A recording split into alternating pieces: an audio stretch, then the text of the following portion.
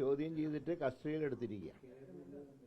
പക്ഷേ ഇപ്പോൾ ഓരോ വിഷയത്തിലും പ്രതികരിക്കേണ്ട കാര്യമില്ല. പക്ഷേ ഇവിടെ ഒരു കാര്യമുള്ളത്, എല്ലാം ഇപ്പോൾ ജയിലിൽ കിടക്കുന്ന 3-4-5 പേരും തന്ത്രിയും ചേർന്നാൽ എല്ലാമായി എന്നാണ് ഗവൺമെൻറ് കരുതുന്നതെങ്കിൽ അത് ഞങ്ങൾ അംഗീകരിക്കില്ല. തന്ത്രിയിൽ ഒതുക്കണ്ട, തന്ത്രിയെ മറയാക്കി മന്ത്രിയെ രക്ഷിക്കാൻ നോക്കണ്ട. തന്ത്രി എന്ത് ചെയ്തു എന്നുള്ളതിനെക്കുറിച്ച് ഞങ്ങൾക്ക് അഭിപ്രായം പറയാൻ കഴിയില്ല. കാരണം ഇത് അന്വേഷിക്കുന്ന ഉദ്യോഗസ്ഥന്മാർക്കാണ് അതിൻ്റെ കാര്യങ്ങൾ ബോധിപ്പിക്കേണ്ടത്. അത് കോടതിയിൽ പറയേണ്ട കാര്യമാണ്. പക്ഷേ ഈ ദേവസ്വം ബോർഡ് ഭരണകർത്താക്കൾ മാത്രം വിചാരിച്ചാൽ ഇങ്ങനെ സ്വർണം കടത്തി കൊണ്ടുപോകാൻ കഴിയുമൊന്നുമില്ല. ഇത് മന്ത്രിമാർ അറിഞ്ഞില്ലെങ്കിൽ പിന്നെ ഇവരെന്തിനാ മന്ത്രിമാരായിരിക്കുന്നത്? അതായത് സ്വന്തം വകുപ്പിന്റെ കീഴിൽ ഒരു കൊള്ള നടക്കുമ്പോൾ അത് കണ്ടുപിടിക്കാൻ മന്ത്രിമാർക്ക് കഴിഞ്ഞില്ല എന്ന് പറഞ്ഞാൽ ആരാ വിശ്വസിക്കുക? പ്രത്യേകിച്ച് മാർക്സിസ്റ്റ് പാർട്ടി പോലത്തെ സംവിധാനത്തിൽ. ഇത് അറസ്റ്റ് ചെയ്തവരെല്ലാം ഒരു പാർട്ടിക്കാരല്ലേ?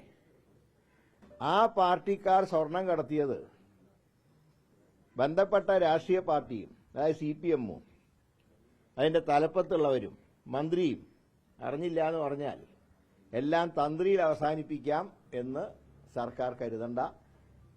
ഞങ്ങൾ ഏതായാലും സസൂക്ഷ്മം വീക്ഷിക്കുകയാണ്. മന്ത്രിമാരെ രക്ഷിക്കാനുള്ള ഏതെങ്കിലും ശ്രമം നടന്നാൽ അതിനെ ഞങ്ങൾ അംഗീകരിക്കില്ല എന്ന് മാത്രമല്ല, ഇപ്പം 20-ാം തീയതി നിയമസഭ കൂടുന്ന ദിവസം നിയമസഭ മാർച്ചുണ്ട് കോൺഗ്രസിന്റെ നേതൃത്വത്തിൽ. കാര്യങ്ങൾ വീക്ഷിച്ച് വേണ്ടി വന്നാൽ അതിശക്തമായിട്ടുള്ള സമരം കോൺഗ്രസിന്റെയും UDF-ന്റെയും ഭാഗത്തുണ്ടാവും. അല്ല, അത് തന്ത്രിയിൽ ഒതുക്കാൻ നോക്കരുത്. ഞാൻ ജയിക്കുന്നത് കടകംപള്ളിനെ ചോദ്യം ചെയ്തിട്ട് എന്തായി അതറിയാൻ ജനങ്ങൾക്ക് താല്പര്യമില്ലേ? ഇത്രയും വലിയ സ്വർണ്ണക്കോള നടന്നത് ഒരു മന്ത്രിക്ക് കണ്ടുപിടിക്കാൻ കഴിഞ്ഞില്ല എന്ന് പറഞ്ഞാൽ ആരാ വിശ്വസിക്കുക? പ്രത്യേകിച്ച് മാർക്സിസ്റ്റ് പാർട്ടിയെ പോലത്തെ ഒരു പാർട്ടിയുടെ സംവിധാനത്തിൽ. അതുകൊണ്ടാണ് പറയുന്നത്, തന്ത്രി അറസ്റ്റ് ചെയ്യേണ്ട ശരിയും തെറ്റുകളെ കുറിച്ചൊന്നും ഞാൻ പറയുന്നില്ല. അത് SIT കോടതിയിൽ പറയേണ്ട കാര്യമാണ്. ആ കാര്യങ്ങൾ കോടതി തീരുമാനിക്കട്ടെ. പക്ഷേ ഇതുകൊണ്ട് മാത്രം പ്രശ്നം അവസാനിച്ചു എന്ന് കരുതണ്ട. ബിഹൈൻഡ് ദ കർട്ടൻ ഇനിയുണ്ട്, അതും കൂടെ പുറത്തു വരണം. എങ്ങനെ?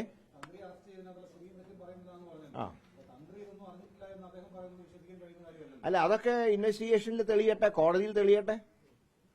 ഞാൻ അദ്ദേഹത്തിനെ അറസ്റ്റ് ചെയ്ത് തെറ്റാന്ന് ഞാൻ പറഞ്ഞില്ലല്ലോ.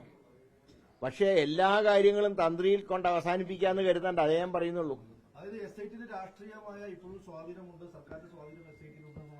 അതിന് ചില മാധ്യമ വാർത്തകൾ തന്നെ പറയുന്നത് സർക്കാരിന് അനുകൂലമുള്ള ചില ഉദ്യോഗസ്ഥന്മാരും SIT-യിൽ നുഴഞ്ഞു കയറിയെന്ന് പറയുന്നുണ്ട്. അതെങ്ങനെ കയറി എന്നുള്ളതും കണ്ടുപിടിക്കേണ്ട കാര്യമാണ്. കോടതി പറഞ്ഞില്ലായിരുന്നെങ്കിൽ, അല്ല, ഹൈക്കോടതി പറഞ്ഞ എന്താ, ഇഴഞ്ഞു നീങ്ങുന്നു പറഞ്ഞപ്പോഴല്ലേ പിന്നെയും ഉണർന്നത്. ഇത് ചില വണ്ടികൾ പെട്ടെന്ന് പോയിട്ട് നിർത്തുമ്പോൾ പിന്നൊന്ന് ഉന്തി കൊടുത്ത് സ്റ്റാർട്ടാക്കുന്ന പോലെ, ബാറ്ററി ഡൗണായ വണ്ടിയെ പോലെയാണ് SIT പ്രവർത്തിക്കുന്നത്. ഇടയ്ക്ക് ഹൈക്കോടതി ഒന്ന് ഉന്തി കൊടുത്താലേ വണ്ടി സ്റ്റാർട്ടാവുള്ളൂ, വീണ്ടും ഡൗൺ ആവുന്നുണ്ട്. ഹൈക്കോടതി എന്തിനാ തൃപ്തി എന്ന് പറഞ്ഞത്? ആദ്യം അസംതൃപ്തി പറഞ്ഞ് പിന്നെയും കുറച്ച് ആക്ഷനിലേക്ക് നീങ്ങിയപ്പോഴാണ് ഹൈക്കോടതി ശരി മുന്നോട്ട് പോയിക്കോളാൻ പറഞ്ഞു. അല്ലാതെ പൂർണ്ണ തൃപ്തി ഹൈക്കോടതി പറഞ്ഞിട്ടില്ല. അത് മന്ത്രിമാരുണ്ടാക്കുന്ന കളക്കഥയാണ്. ഞങ്ങൾക്ക് രാഷ്ട്രീയമല്ല നോക്കേണ്ടത്. ഏതൊരു ക്ഷേത്രത്തിന്റെ ആണെങ്കിലും പള്ളിയുടെ ആണെങ്കിലും ഭക്തജനങ്ങൾ നൽകുന്ന കാണിക്ക, ക്ഷേത്രത്തിന്റെ പള്ളിയുടെയും വരുമാനം, ഇതൊക്കെ ആര് കൊള്ളയടിച്ചാലും ഞങ്ങൾ അതിനെ അംഗീകരിക്കില്ല. അതിനെ രാഷ്ട്രീയമായിട്ടല്ല ഞങ്ങൾ കാണുന്നത്. ജനങ്ങളുടെ വിശ്വാസങ്ങളെ ഹനിക്കുന്ന പ്രവർത്തനങ്ങൾ നടത്തിയാൽ അത് തടയപ്പെടണം. ഈ തന്ത്രിയുടെ അവസ്ഥ ഞെട്ടിക്കുന്നൊരു സംഭവമാണ്. അപ്പോൾ ഈ തന്ത്രിമാരെ നിയോഗിക്കുന്നതിൽ പാരമ്പര്യമായി ലഭിക്കുന്ന ഒരു പദവി, അപ്പൊ അതിന്റെ കാര്യത്തിലൊക്കെ ഒരു പുനർചിന്തനം വേണ്ടി വരില്ല ഈ മാറിയ കാലത്ത്? ഞാൻ പറയും, 1-2 പേർക്കെതിരെ ആരോപണം വന്നതെന്ന് ചോദിച്ചാൽ അവർ മുഴുവൻ മോശക്കാരാണോ? മുമ്പ് ഒരു തന്ത്രിക്കെതിരെ ഒരു പരാതി വന്നല്ലോ, എന്താണെന്ന് എല്ലാവർക്കും അറിയാലോ. അതേ വ്യക്തിയെ കൊണ്ടല്ലേ അയ്യപ്പ സംഗമത്തിന് വിളക്ക് തെളിയിപ്പിച്ചത് മുഖ്യമന്ത്രി. അതും കൂടെ നോക്കണ്ടേ? മുഖ്യമന്ത്രിക്ക് കാര്യങ്ങളൊക്കെ അറിയാലോ. ഒരു തന്ത്രിക്കെതിരെ ആക്ഷേപം വന്നപ്പോ അദ്ദേഹത്തിനെ താന്ത്രിക പ്രവൃത്തിയിൽ നിന്ന് മാറ്റി നിർത്തപ്പെട്ട ഒരു വ്യക്തി. അദ്ദേഹത്തിനെ കൊണ്ടല്ലേ അയ്യപ്പ സംഗമത്തിന് വിളക്ക് കത്തിച്ച്. അപ്പൊ എന്താ തന്ത്രി നല്ല ആളായോ? പിന്നെ ഇപ്പോ അറസ്റ്റ് ചെയ്ത തന്ത്രിയെ മുഖ്യമന്ത്രിയുടെ അപ്രീതിക്ക് പാത്രമായ ആളാണ്. സ്ത്രീ പ്രവേശനത്തിന്റെ കാര്യത്തിൽ അവിടെ ശുദ്ധീകരണം നടത്തിയതിന് അദ്ദേഹത്തിനെ കുറിച്ച് മുഖ്യമന്ത്രി പറഞ്ഞ കാര്യങ്ങളൊക്കെ എല്ലാവർക്കും ഓർമ്മയുണ്ട്. ഏതായാലും ഒറ്റ കാര്യം ഞങ്ങൾ പറയുന്നുള്ളൂ. മുഖ്യമന്ത്രി പറഞ്ഞത് ശരിയായെന്ന് തരത്തിലല്ല ഇപ്പോൾ പറഞ്ഞു വരുന്നത്. എങ്ങനെ?